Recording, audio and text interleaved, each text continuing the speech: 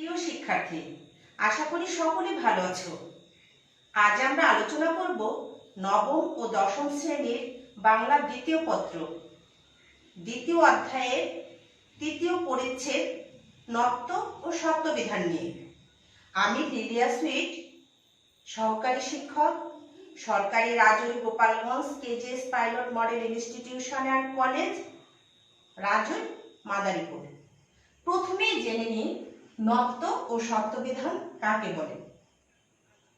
তৎসম শব্দের মূর্ধন্য ণ ও মূর্ধন্য ষ লেখার সঠিক নিয়মকেই নত্ব ও শব্দবিধান বলে।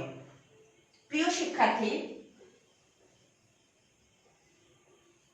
তৎসম শব্দের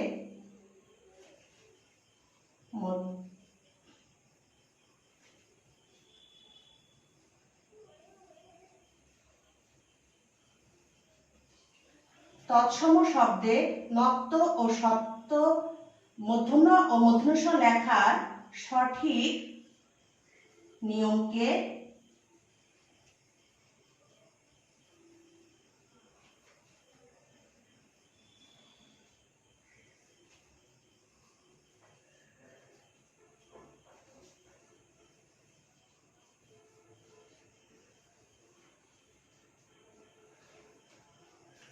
শিক্ষার্থী সংজ্ঞার মধ্যে দেখতে পেলাম তৎসম শব্দে, অর্থাৎ আমরা এ থেকে বুঝতে পারি যে ইংরেজি ও দেশি শব্দে অর্থাৎ বাংলা শব্দে নত্ববিধান শব্দবিধান প্রযোজ্য হয় না।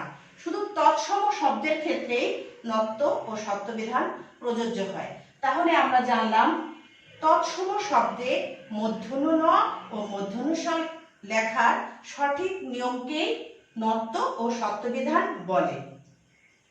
তোমাদের বইতে মাত্র 4টি নিয়মের মধ্যে দিয়ে নত্ব শব্দবিধান নিয়ম লেখা হয়েছে। সেখানে নিয়মগুলো 2টি নিয়মে নত্ব শব্দবিধানের মধ্যে মিল রয়েছে। প্রথমেই নিয়মগুলো আসা যাক।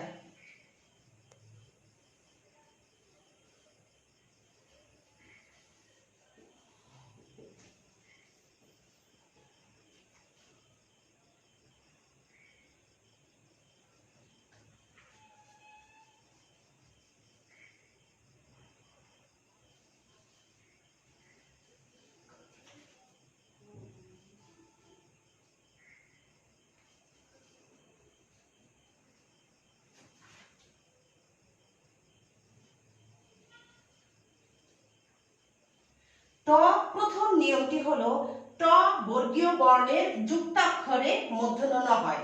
ট বর্গীয় বর্ণ বলতে আমরা বুঝি ট ঠ ড ঢ মূর্ধন্য ণ, অর্থাৎ ট বর্গীয় বর্ণ বললে ট সারির প্রতিটি বর্ণই এখানে চলে আসবে। যুক্তাক্ষর মানে যে বর্ণটা যুক্ত হবে সেই বর্ণ যুক্তাক্ষরের বর্ণে মূর্ধন্য ণ হবে। অবশ্যই শব্দটি হতে হবে তৎসম শব্দ।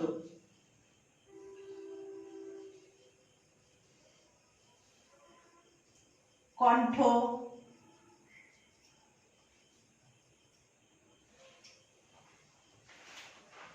যেমন কণ্ঠ,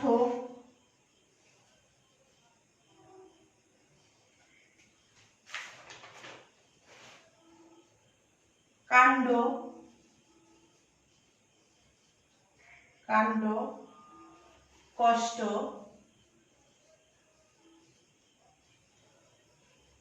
ওষ্ঠ,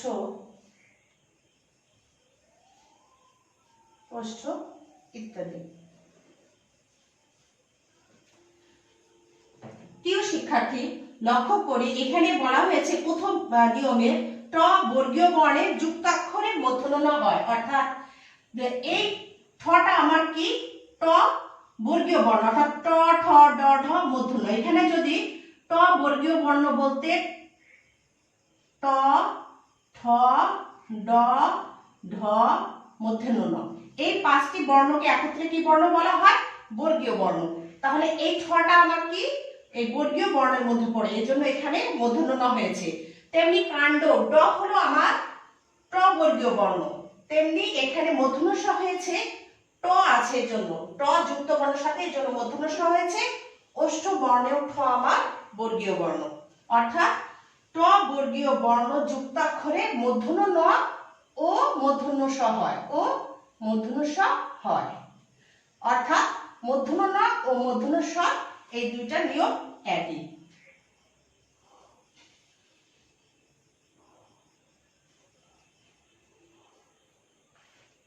এবার আসি 2 নম্বর নিয়মে।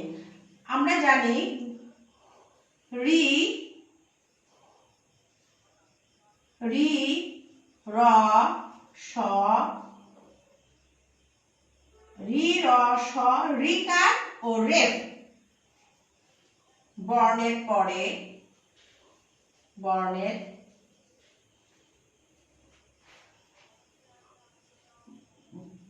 বর্ণের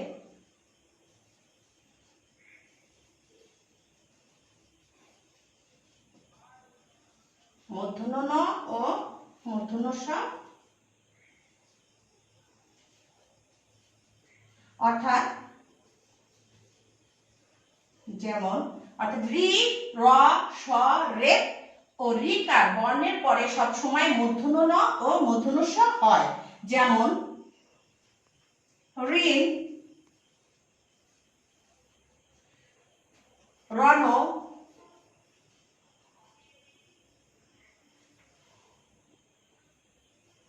কৃষাণ,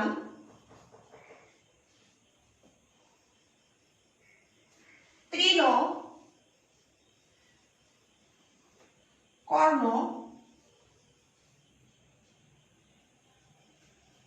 প্রিয় শিক্ষার্থী লক্ষ্য করুন এখানে রি ঋণ, এখানে রি বর্ণটি আছে এজন্য আমরা মূর্ধন্য ন বসেছি, র বর্ণটি আছে এজন্য মূর্ধন্য ন বসেছি, কৃষাণ মূর্ধন্য ষ আছে এজন্য মূর্ধন্য ন বসেছি, তৃণ, তৃণ শব্দটি এখানে রিকার আছে এজন্য মূর্ধন্য ন, আর কর্ণ রেফ থাকলে আমাদের মূর্ধন্য ন। তাহলে দ্বিতীয় নিয়মে আমরা জানলাম যে রি র স মূর্ধন্য ষ, রি ও রেফ বর্ণের পরে সব সময় মূর্ধন্য ন ও মূর্ধন্য ষ হয়।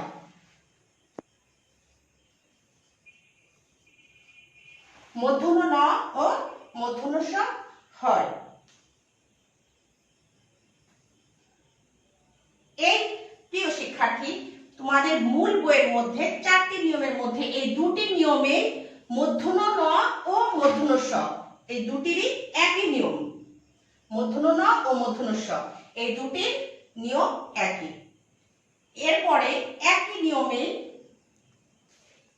3য় নম্বর নিয়মটা,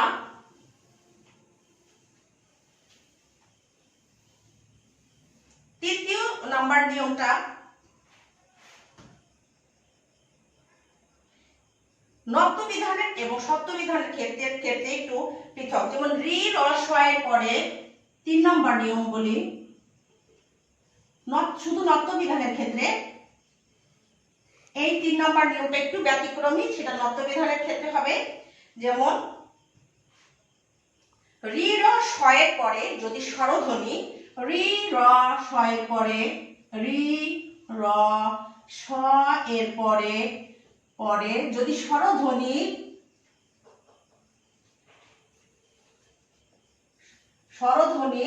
রি র স এর পরে স্বরধ্বনি ক বর্গীয় বর্ণ ও প বর্গীয় বর্ণ, স্বরধ্বনি ক বর্গীয় বর্ণ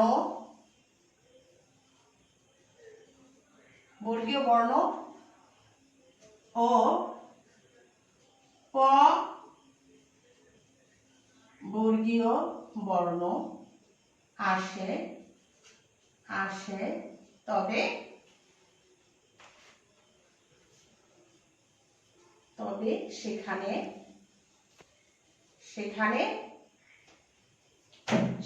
সেখানে মূর্ধন্য ন হবে।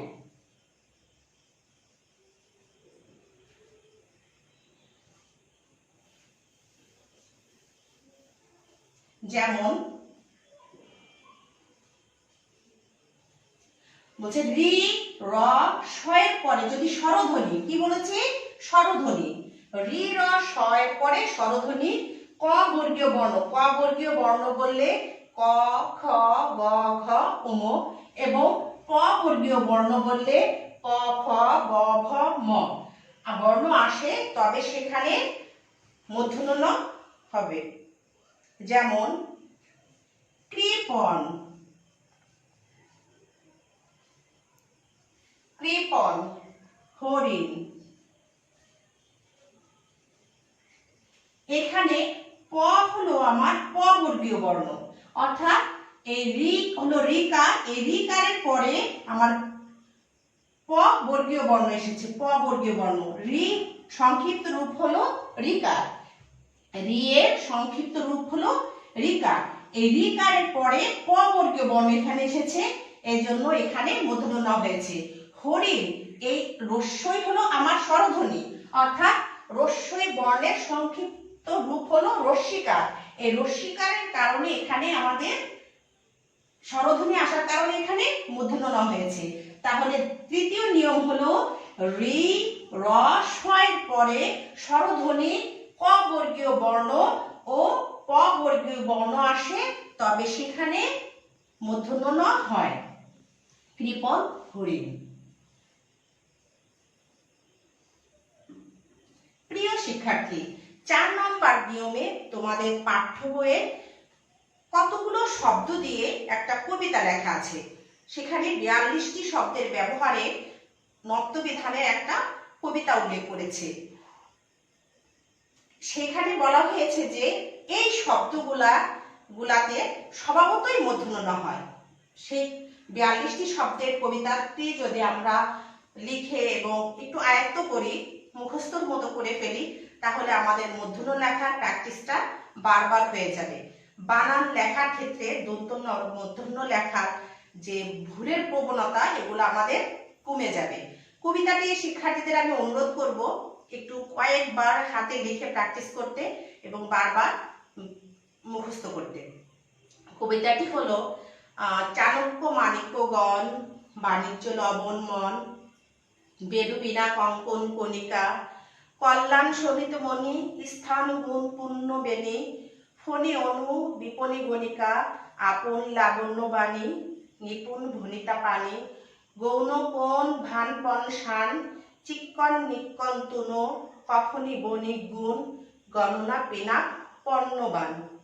কবিতাটি যদি আমরা বারবার লিখে প্র্যাকটিস করি, আমাদের মূর্ধন্য লেখার প্রবণতা আমাদের লেখার মধ্যে চলে আসবে। প্রিয় শিক্ষার্থী, এই ছিল আমাদের নত্যবিধানের 4টি নিয়ম। কবিতাটা ছিল যে কিছু কিছু শব্দে স্বভাবতই মূর্ধন্য ণ হয়, সেগুলো কোনো নিয়মে পড়ে না। 2টি নিয়ম শুরুতেই বলেছি যে সত্যবিধানের ক্ষেত্রে আর নত্যবিধানের ক্ষেত্রে 2টির যে নিয়ম ছিল, ত বর্গীয় বর্ণে যুক্তাক্ষরে মূর্ধন্য ষ হয়। দ্বিতীয় নিয়ম ছিল রি র স রিকার রেফ বর্ণের পরে মূর্ধন্য ণ হয়, মূর্ধন্য ষ হয়। ব্যতিক্রম নিয়মে এবার সত্যবিধানে আসি।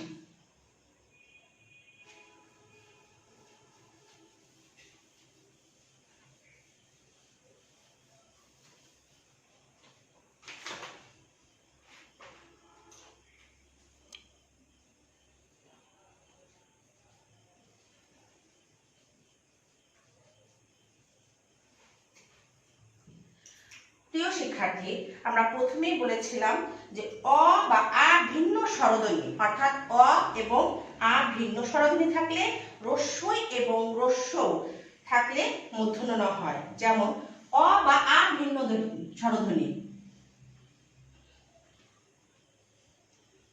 অ বা আ ভিন্ন স্বরধ্বনি,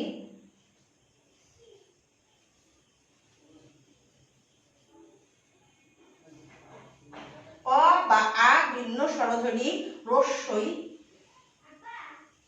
রস্যই হতে ও পর্যন্ত, অর্থাৎ অ আ ছাড়া রস্যই দীর্ঘই রস্য দীর্ঘ রি এ ওই ও, এই বর্ণগুলো যদি থাকে তাহলে সেখানে মূর্ধন্য ষ হয়।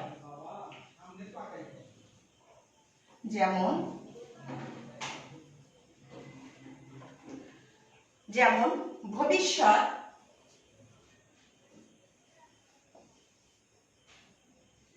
ভবিষ্যৎ পরিষ্কার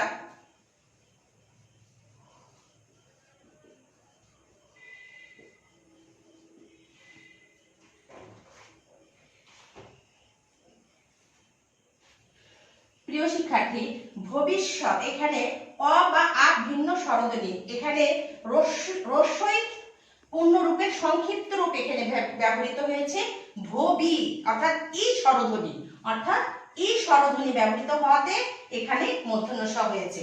আবার এখানে ই স্বরধ্বনি ব্যবহার হওয়াতে এখানে মূর্ধন্য ষ হয়েছে। এরপরে আসি আমরা আগের নিয়মের যে 4 নম্বর, অর্থাৎ নত্যবিধানের যে 4 নম্বর, যে কিছু কিছু শব্দ আছে স্বভাবতই মূর্ধন্য ণ হয়, তেমনি এই নিয়মেও বলবো কিছু কিছু নিয়ম আছে স্বভাবতই মূর্ধন্য ষ হয়। কিছু কিছু শব্দ স্বভাবতই মূর্ধন্য ণ হয়, যেমন ষড়ঋতু, রোষ, কোষ, উষা, পৌষ, মানুষ, ঔষধ, ষড়যন্ত্র, ভূষণ, দেশ, এই শব্দগুলাই স্বভাবতই মূর্ধন্য ষ হয়, অর্থাৎ এর কোনো নিয়ম হয় না। এর ছাড়াও আমরা আগে জেনেছি সংজ্ঞার মধ্যে যে বিদেশি শব্দে কখনোই মূর্ধন্য ণ হয় না এবং মূর্ধন্য ষ হয় না। বিদেশি শব্দের ক্ষেত্রে নত্য সত্যবিধান প্রযোজ্য নয়। যেমন বিদেশি শব্দ, কিছু শব্দ আছে বিদেশি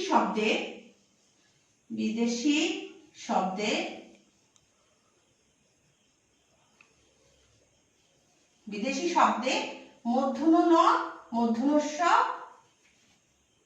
হয় না। তার বিদেশি শব্দ যেমন মাস্টার,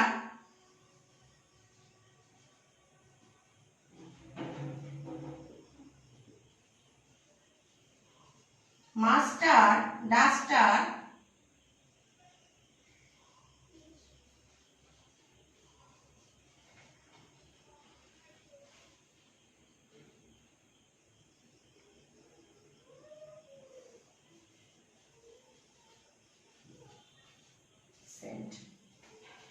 প্রিয় শিক্ষার্থী, মাস্টার শব্দটি আমাদের ইংরেজি শব্দ, ডাস্টার শব্দটি ইংরেজি শব্দ, সেন্ট শব্দটা বিদেশি শব্দ, এর জন্য এখানে দন্ত ন ব্যবহার হয়েছে।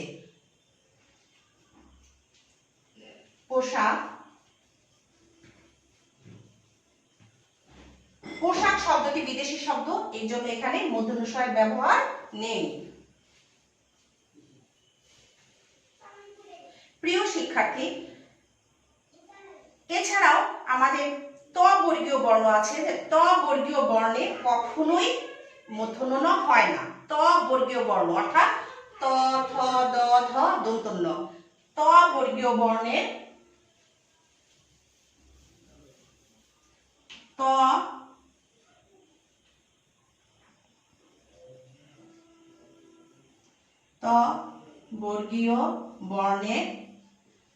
বর্গীয় বর্ণে মূর্ধন্য ণ হয় না। বর্গীয় বর্ণ বলতে ত, থ, বর্গীয় বর্ণ বলতে কি বোঝাচ্ছে? ত, থ, দ, ধ, দন্ত ন, অর্থাৎ এই সারি বর্গীয় বর্ণ বললে ওই সারির প্রতিটি বর্ণে চলে আসে, 5টি বর্ণে। ত, থ, দ, ধ, দন্ত ন বর্ণের সারিতে আমাদের মূর্ধন্য ণ হবে না। যেমন দন্ত, দ দন্ত নয় তয় দন্ত,